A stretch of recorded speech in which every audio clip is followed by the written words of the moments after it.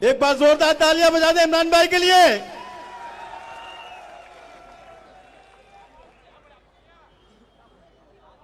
पहली बार आपके दयारे मोहब्बत में हाजिर हुआ हूं।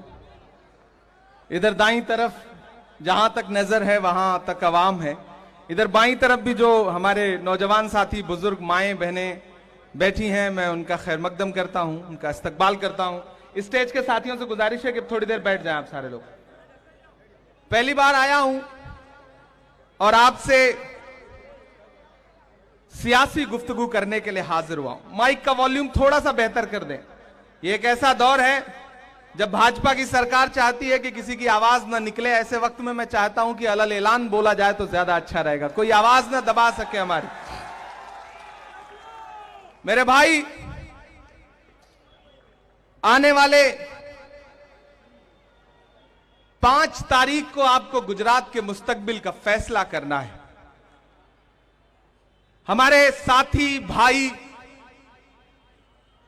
राजू पटेल साहब, हमारे साथ चल करके यहां आए हुए महाराष्ट्र सरकार के पूर्व मंत्री और मौजूदा विधायक असलम शेख साहब, हमारे स्टेट चेयरमैन वजीर पठान साहब, माइनॉरिटी डिपार्टमेंट के तमाम जो नेशनल ऑफिस बियरर हैं जो यहां पे काम कर रहे हैं, मैं उन सबका शुक्रिया अदा करते हुए मैं आपसे थोड़ी देर सियासी गुफ्तगू करना चाहता हूं। झील में पानी बरसता है यहां गुजरात में, खेत पानी को तरसता है यहां गुजरात में। मेरे भाई, 27 साल से जो गुजरात की बदहाली है, जो गुजरात की बेहाली है, यह इलेक्शन उसका जवाब मांगने का इलेक्शन है। मेरी माओ बहनों, आपको याद होगा नरेंद्र मोदी जी का वो नारा कि ना खाऊंगा ना खाने दूंगा। तो इस नारे में जो पहला शब्द है कि न खाऊंगा, वो तो वो भूल गए, लेकिन न खाने दूंगा ये उनको याद रहा और वो पूरे देश को खाने नहीं दे रहे। महंगाई का आलम ये करके रखा है कि आप ये सोचें कि रसोई में गैस सिलेंडर जो है वो सही से भरवा सके तो किसी आम आदमी की हिम्मत नहीं रह गई। अब 1100 रुपए के पार पहुंच गया गैस सिलेंडर, जो कांग्रेस की सरकार में 400 रुपए का बिका करता था। डीजल पेट्रोल 55 रुपए 58 रुपए लीटर बिकने वाला डीजल पेट्रोल कांग्रेस की सरकारों में आज 100 रुपए के पास पहुंच गया। और मौजूदा सरकार यह कह रही है कि हमने देश को अच्छे दिन दिए। ये कैसे अच्छे दिन है भाई? मैं तो ये अच्छे दिनों को देख करके शायर हूं तो हर जगह जाके ये 4 मिसरे पढ़ता रहता हूं कि मोहब्बत भाईचारे के दीवाने दिन ही लौटा दो। मैं सीधे उन्हीं से कह रहा हूं कि मोहब्बत भाईचारे के दीवाने दिन ही लौटा दो। वो सस्ती दाल सब्जी के सुहाने दिन ही लौटा दो। ये अच्छे दिन तो अंबानी अडानी को मुबारक हो, हमें ऐसा करो साहिब पुराने दिन ही लौटा दो। हमें ऐसा करो साहिब पुराने दिन ही लौटा दो। बैजलपुर वालों, कांग्रेस ने बहुत सोच समझ के, बहुत तलाश करके एक ऐसा प्रत्याशी आपके बीच में भेजा है जो आपके मुद्दों पर आपके बीच में खड़ा रहता है, जिसका किरदार साफ सुथरा है, शरीफ इंसान है। मैं आज उनके सामने आपके पास तकरीबन 1500 किलोमीटर से अपना दामन फैलाने इसलिए आया हूं कि यह चुनाव बहुत अहम चुनाव है। इस मुल्क में 2 ताकतें हैं। एक ताकत वो है जो सोचती है कि मुल्क उसकी तानाशाही से चलेगा, मुल्क उनकी मर्जी से चलेगा।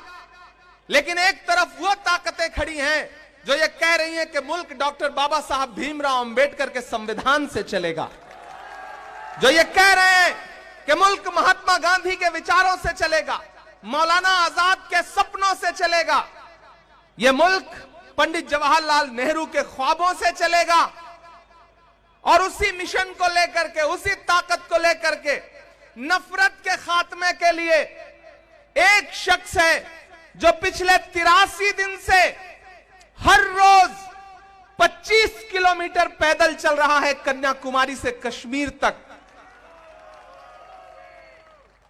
जिसका नारा क्या है कि नफरत छोड़ो भारत जोड़ो।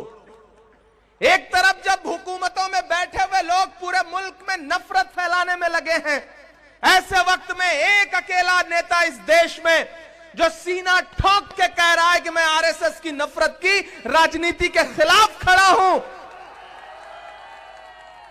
मैं देख के आया हूं उस यात्रा को, मैं शामिल रहा हूं उस यात्रा में, मैं चलता रहा हूं उस यात्रा में, मैं गांधी के गुजरात में खड़ा हूं। इसलिए भी यह बात कह रहा हूं कि मुझसे मीडिया के साथी कहते हैं इमरान साहब आप इस यात्रा के बारे में क्या सोचते हैं, तब मैं कहता हूं कि अगर मैं महात्मा गांधी के दौर में पैदा हुआ होता तो अंग्रेजों के खिलाफ उनके साथ भी पैदल चल रहा होता, लेकिन मैं अगर इस दौर के गांधी के साथ पैदा हुआ हूं, राहुल गांधी के साथ पैदा हुआ हूं, तो मैं उनके साथ भी अपने पैर के छालों की परवाह किए बगैर चल रहा हूं।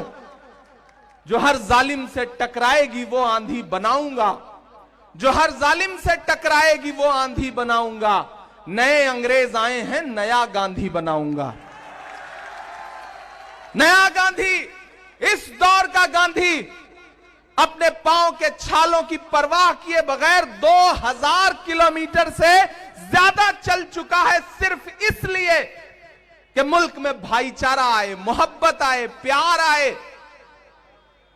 मेरे भाई, 5 दिसंबर को आपको ईवीएम की कतारों में खड़े होना है, पोलिंग बूथ पर जाना है, तो जब जाइए तो बुनियादी मुद्दों को याद करके जाइए।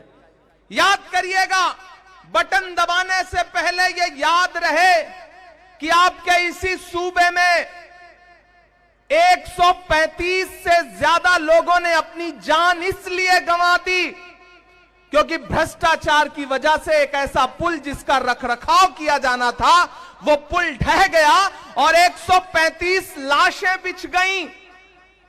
ये याद रखिएगा, लेकिन उससे ज्यादा ये बात याद रखिएगा कि जब 135 लाशें बिछी थीं, मोरबी में कफन सिले जा रहे थे, तो हुकूमत का फर्ज यह था कि पूरा प्रशासनिक अमला, मुख्यमंत्री, प्रधानमंत्री जी खुद यहां थे, वो सारे के सारे मोरबी में मौजूद होने चाहिए थे। लेकिन अफसोस, देश का हाकिम दिन में 3 बार कपड़े बदल के उद्घाटन कर रहा था। याद रखिएगा इस बात को, याद रखिएगा इस बात को। असलम साहब मुंबई से आए हैं, वो मंजर याद रखिएगा कि शाहरुख खान के बेटे आर्यन के पास से 5 ग्राम ड्रग्स की बरामदगी दिखा करके टीवी चैनलों पर सरकारी एजेंसियों ने जो तमाशा करवाया था उसे याद रखिएगा। लेकिन फिर यह भी याद रखिएगा कि इसी गुजरात के मुद्रा पोर्ट पर हजारों हजार करोड़ के ड्रग्स पकड़े गए और मीडिया में बात तक नहीं हुई। याद रखिएगा, याद रखिएगा। नौजवान साथियों, आप खासतौर से याद रखिएगा कि यह गुजरात है जहां 40 लाख रजिस्टर्ड बेरोजगार हैं, और आप जब नौकरी पाने की तलाश में पर्चा भरते हैं तो पर्चा देने से पहले पेपर लीक हो जाता है, लगातार पेपर लीक हो रहे हैं। याद रखिएगा, याद रखिएगा बटन दबाने से पहले कि यह गुजरात है, यहां शराबबंदी है, लेकिन इसी गुजरात में एक दिन में जहरीली शराब पीने से 70 से ज्यादा लोग अपनी जान गंवा देते हैं। और जब मैं और कांग्रेस के बाकी सांसद पार्लियामेंट में खड़े होकर के उस दौरान सरकार से कहते हैं कि जवाब दो, इन 70 मौतों का गुनहगार कौन है, तो सरकार कहती है कि हम इस पर बात नहीं करेंगे। याद रखिएगा, जरूर याद रखिएगा, वो आपको भटकाने की कोशिश करेंगे। वो उनका एक मुख्यमंत्री आएगा, वो कहेगा कि राहुल गांधी की दाढ़ी तो सद्दाम हुसैन से मिलती है, वो आपको भटकाने की कोशिश करेगा। लेकिन जब वो ये कहे तो पलट के आप उन्हीं से कह दीजिएगा कि भैया आप भी आईना देख लो, आपकी शक्ल भी मोदी जी के दोस्त नवाज शरीफ के जैसी लगती है। उन्हें कह दीजिएगा, मुद्दों पे डटे रहिएगा, पूछिएगा कि महंगाई कैसे बढ़ गई। आप तो कहते थे कि मैं चौकीदार हूं, मेरे हाथ में देश की तिजोरी सौंप दो, मैं खजाना नहीं लुटने दूंगा। लेकिन मेरी माओ बहनों, ये याद रखिएगा कि आज से 6 साल पहले एक दिन टीवी चैनलों पर वो नमूदार हुए और उन्होंने कहा कि भाइयों बहनों, आज से 500 और 1000 का नोट बंद। जानते हैं क्यों? क्योंकि आपने अपने पल्लू में छुपा करके, रसोई में आटे के डब्बे में छुपा करके जो थोड़े बहुत पैसे रखे थे ना घर वालों से, ताकि बच्चों की किसी मुसीबत में काम आए, उस पैसे को आपसे छीन के बैंक में जमा करवाना था, ताकि अपने उद्योगपतियों, दोस्तों का कर्जा माफ किया जा सके, आपको लूट करके अमीरों की तिजोरी भरी जा सके। याद रखिएगा, तब जाइएगा और वोट करिएगा। मैं तो अलल ऐलान चारों तरफ सवाल करता हुआ फिर रहा हूं। डराने की कोशिशें की जाती हैं, आवाज दबाने की कोशिशें की जाती हैं। कहा गया है, सुना गया है, कोई न बोले, ज़बान दराजों को मशवरा है, कोई न बोले। अजीब लुकनत पसंद हाकिम से वास्ता है, जो चाहता है, जो सोचता है, कोई न बोले। लेकिन मैं बोल रहा हूं, क्योंकि मैं इसलिए जिंदा हूं कि मैं बोल रहा हूं। दुनिया किसी गूंगे की कहानी नहीं लिखती। याद रखिएगा कि जब प्रधानमंत्री जी लाल किले की प्राचीर पर खड़े होकर के महिला सम्मान, महिला सुरक्षा का भाषण दे रहे थे, तो उसी दिन, उसी के 2 घंटे बाद, इसी गुजरात में भारत की एक बेटी बिल्किस बानो के बलात्कारी रिहा किए जा रहे थे। याद रखिएगा। अभी 7 दिसंबर से पार्लियामेंट का सेशन शुरू होगा। दुआ करिए, मेरी आवाज में इतनी ताकत आए कि मेरे सामने प्रधानमंत्री जी बैठे हों और मैं पार्लियामेंट में खड़ा होकर उनसे सवाल करूं कि प्रधानमंत्री जी, मैं तो हिंदी साहित्य का विद्यार्थी रहा हूं, मैं तो संस्कृत का एक सूत्रवाक्य पढ़ा करता था कि यत्र नार्यस्तु पूज्यन्ते रमन्ते तत्र देवता। जहां नारियों की पूजा होती है, वहां देवता निवास करते हैं। लेकिन मुझे अफसोस है कि जिस देश में नारियों की पूजा होने पर देवता निवास करते थे, वहां नारियों की पूजा छोड़िए, बलात्कारियों की पूजा हो रही है। और प्रधानमंत्री जी चुप हैं। भारत की बेटी के लिए उनके पास एक शब्द नहीं है बोलने के लिए। याद रखिएगा, मैं राजू भाई के लिए आपके पास दामन फैलाने के लिए इसलिए आया हूं। बहुत थोड़ा सा मौका था। इससे पहले एक सभा में था, आदरणीय मल्लिकार्जुन खड़गे जी साहब थे बेरामपुरा में, वहां मौजूद था। वहां से किसी तरह भाग करके यहां पहुंचा, क्योंकि एक मुश्किल वक्त है। जिस गुजरात के विकास का ढिंडोरा पूरे देश में पीटा गया, उस गुजरात के विकास का सच जानना है तो मुझे सुनो आप। ये वो गुजरात है जहां सड़कों की हालत ऐसी है कि सड़क में गड्ढे या गड्ढे में सड़क है, आप अंदाजा ही नहीं लगा सकते। यह है गुजरात के विकास का सच। यहां हिलाने पे पुल टूट जाता है। यह है गुजरात के विकास का सच। मोदी जी ट्रेन को हरी झंडी दिखा के रवाना करते हैं, ट्रेन आगे बढ़ती है, भैंस से टकराती है, भैंस नहीं मरती, ट्रेन का इंजन टूट जाता है। यह है गुजरात के विकास का सच। यहां के मंत्री सड़क बनवाते हैं, उद्घाटन करते हैं, सड़क पे नारियल फोड़ते हैं। असलम भाई, तो नारियल नहीं टूटता, सड़क टूट जाती है। यह है गुजरात के विकास का सच। मैं मीडिया के साथियों से भी कहूंगा और नौजवान साथियों, खासतौर से आपसे कहूंगा कि गुजरात में भारतीय जनता पार्टी सिर्फ टीवी चैनल पर चुनाव जीत रही है। जमीन पर कांग्रेस यहां सरकार बनाने जा रही है। मैं घूमा हूं पूरा गुजरात, सोमनाथ से लेकर के, कच्छ से लेकर के, अमरेली से लेकर के, सूरत से लेकर के, सिद्धपुर से लेकर वडगाम तक होते हुए पूरा अहमदाबाद। मैं घूम करके पूरी जिम्मेदारी से कह रहा हूं कि यहां कांग्रेस पार्टी सरकार बनाने जा रही है। और मोदी जी इस बात को जानते थे, इसीलिए उन्होंने अपने 2 दोस्त बुलाए। उन्हें पता था कि अकेले नहीं जीत पाऊंगा, इसलिए उन्होंने एक अपना दोस्त बुलाया दिल्ली से और एक बुलाया हैदराबाद से। वो जो दिल्ली वाले आए हैं, वो आपसे कहेंगे कि झाड़ू लीजिए, सफाई करिए, जबकि सच्चाई है कि सारा कचरा वहीं भरा हुआ है। अरविंद केजरीवाल जी की जो पूरी राजनीति है, उसकी शुरुआत कहां से हुई थी? याद है? अन्ना आंदोलन से। और वो आंदोलन क्यों हुआ था, उसके पीछे का सच यह था कि वो आंदोलन नरेंद्र मोदी जी को दिल्ली की गद्दी पर बैठाने की साजिश थी। तो इसलिए उनके झांसे में मत आइएगा। दिल्ली में दंगा हुआ, अरविंद केजरीवाल एक लफ्ज नहीं बोले। मरकज पर सबसे पहली एफआईआर किसी ने कराई तो अरविंद केजरीवाल ने कराई। बिल्किस बानो के लिए बोलना हुआ तो उनके उप मुख्यमंत्री मनीष सिसोदिया ने कहा कि मैं बिल्किस पर क्यों बोलूंगा, इसलिए उनके झांसे में मत आइएगा। अरविंद केजरीवाल कहते हैं कि कांग्रेस यहां इतनी सीट जीत रही है, मैं लिख के दे रहा हूं, लाइए कागज, मैं भी लिख के दे रहा हूं कि आम आदमी पार्टी गुजरात में खाता नहीं खोलने जा रही है, खाता नहीं खोलने जा रही। और वो जो हैदराबाद वाले आए हैं, अपनी कयादत, अपनी कयादत, अपनी कयादत। राहत इंदौरी का एक शेर है कि लूट जागते रहिए की आवाज लगाने वाला, समझ से काम लेना, कि जागते रहने की आवाज लगाने वाला लूटने वालों को होशियार भी कर सकता है। याद रखिएगा उनका मकसद क्या है। अभी बिहार में चुनाव हुआ, यहां यूपी और बिहार के बहुत सारे लोग होंगे। बिहार में एक बाई इलेक्शन हुआ गोपालगंज में, महागठबंधन का प्रत्याशी सिर्फ 1700 वोट से हारा और इन्होंने वहां जाके 12,000 वोट काटा। इसलिए बहकावे में मत आइएगा, क्योंकि बैजलपुरा वालों, जब जंगल में आग लगती है तो न तो वो बरगद बचते हैं जो हवा को आंधी में तब्दील करते हैं, और न वो बांस बचते हैं जिनकी आपसी रगड़ से चिंगारी पैदा होती है। ये लड़ाई सीधे भाजपा और कांग्रेस के बीच में है।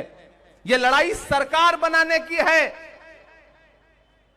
जमानतें जब्त होने जा रही हैं उन लोगों की, इसलिए आप एक भी वोट अगर आप और हैदराबादी दोस्त को देते हैं तो दरअसल आपका वोट उनको नहीं जाएगा, सीधे भारतीय जनता पार्टी को जाएगा।